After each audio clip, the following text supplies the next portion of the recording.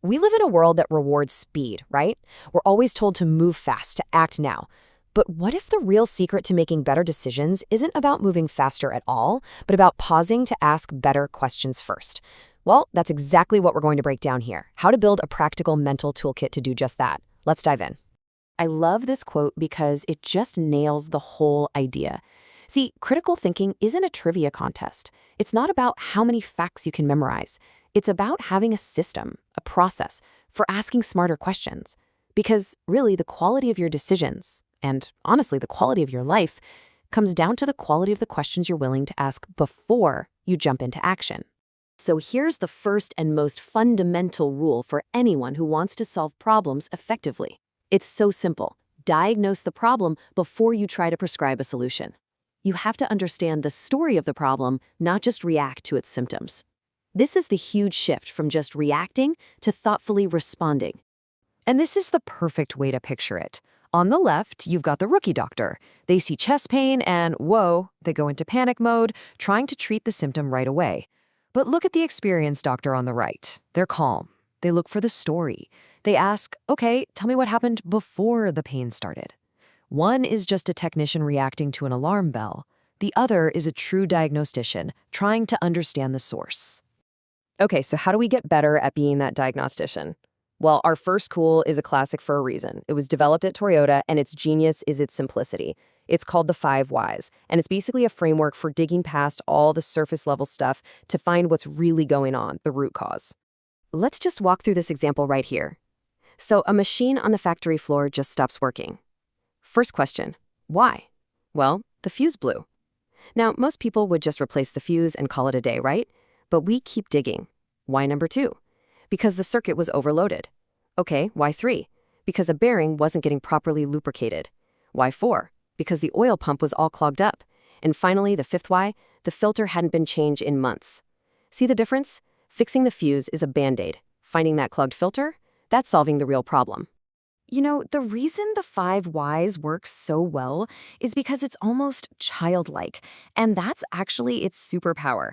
As this quote says, kids are naturals at this because they're not looking for someone to blame. They're just genuinely curious. They just want to know why. This tool is all about helping us get back to that mindset, an unbiased hunt for the actual problem, not a hunt for a scapegoat. All right, our second tool is one that might feel a little counterintuitive at first. It kind of flips your usual way of thinking completely on its head. It's a mental model called inversion, and it's all about thinking backwards to help you move forward. This is the question we're all programmed to ask, isn't it? How do I succeed? We're always looking for that one magic bullet, that secret formula for success. But the problem is, that question is often way too big, way too vague, and it can leave you feeling stuck, not knowing where to even start. So inversion says, that's the wrong question.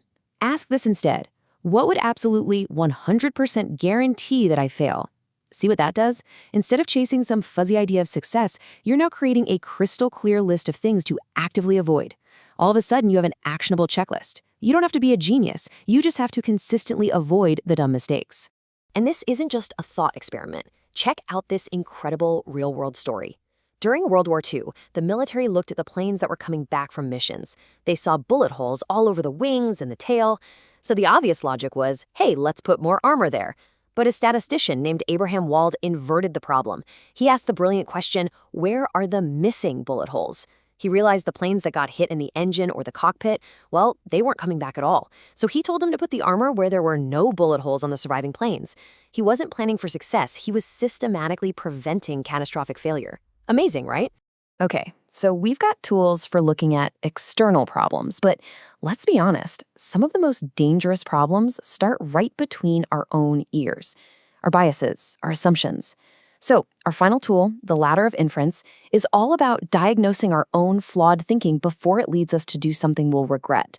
Take a look at this ladder. It shows just how fast our brains can leap from a simple fact to a full-blown fictional story. We climb this thing in a split second. So let's walk up the rungs. At the bottom, there's reality. You select one piece of data, a coworker walks by in the hall and doesn't smile. Rung 3, you add meaning. They totally looked away from me. Rung 4, you make an assumption. They must be mad at me. Rung 5, you draw a big conclusion. You know what? They've been a jerk all week. And by rung 6, you're taking action. You ignore them the next day. All of that in an instant without ever stopping to check if any of it was true. So, how do we stop ourselves from sprinting up that ladder? Here's the fix. It's so simple and so powerful. Before you react, just force yourself to separate what a camera would have seen from the story your brain is telling you. You just say two things. First, the fact is, in our example, they did not say hello. Then, you own your interpretation. My story is, they are angry with me. Just creating that tiny gap gives you the space to ask, wait a minute, is my story actually true? What are 5 other reasons that could have happened? This single habit can save you from so much needless drama and conflict. So let's wrap this all up. We've just added 3 incredibly powerful tools to our mental toolkit. We've got the 5 whys to dig down to the real root cause. We've got inversion to help us avoid guaranteed failure. And we have the ladder of inference to check our own thinking. Now let's put it all together into one simple practical checklist. And here it is. This is your takeaway. Before you act, before you launch that project, before you send that heated email, before you jump to a conclusion, just stop, pause, and ask these 3 questions. Number 1, why is this really happening? That's your 5 whys. Number 2, what would absolutely guarantee this fails? That's your inversion. And number 3, is the story I'm telling myself actually true? That's you checking your spot on the ladder. This isn't just an interesting idea. It's a whole new operating system for making smarter choices. So the only question left is, what problem will you apply it to first?